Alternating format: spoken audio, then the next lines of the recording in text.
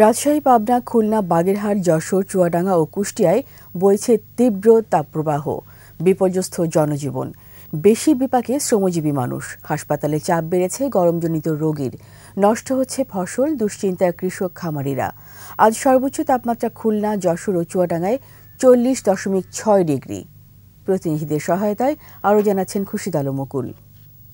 ওয়ালটন এসিতে ইনস্টলেশন একদম ফ্রি।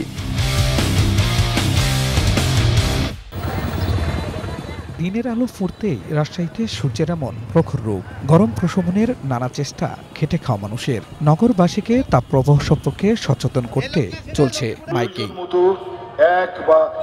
6 দিন ধরে সর্বোচ্চ তাপমাত্রায় পড়ছে চুয়াডাঙ্গা। তীব্র গরমে কাজ না মেলায় কষ্টে আছেন দিনমজুরেরা। সদর হাসপাতালের শিশু ওয়ার্ডে রোগীর চাপে চিকিৎসা নিতে হচ্ছে বারান্দায়ও। 2 দিন ধরে রংপুরের তাপমাত্রা 38 ডিগ্রিতে থাকছে। তাপমাত্রা আরও বাড়ার পূর্বাভাস দিয়েছে আবহাওয়া অফিস। প্রয়োজন ছাড়া ঘরের বাইরে বের হচ্ছেন না সাধারণ মানুষ।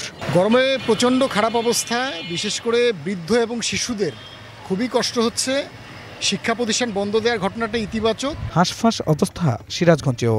বৈশাখের খরতাপে বিপাকে জীবিকার তাগিদে বের হওয়া মানুষ। রাজবাড়ীতে টানা গরমে অতিষ্ঠ জনজীবন। কাজ না পেয়ে অলস সময় কাটাচ্ছেন খেটে খাওয়া মানুষ। গরমে নষ্ট হচ্ছে মাছের রেণু।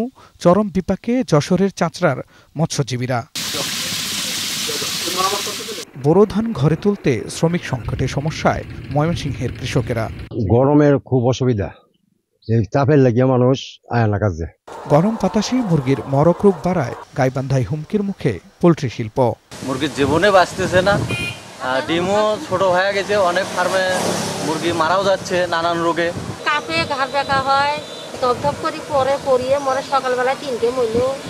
গরম থেকে বাঁচতে সচেতনতার পাশাপাশি স্বাস্থ্যবিধি মেনে চলার পরামর্শ চিকিৎসকদের। খুরশিদ আলম মুকুল, 21 টেলিভিশন। একমাত্র ওয়ালটন এসি দিচ্ছে 1 বছরের রিপ্লেসমেন্ট গ্যারান্টি।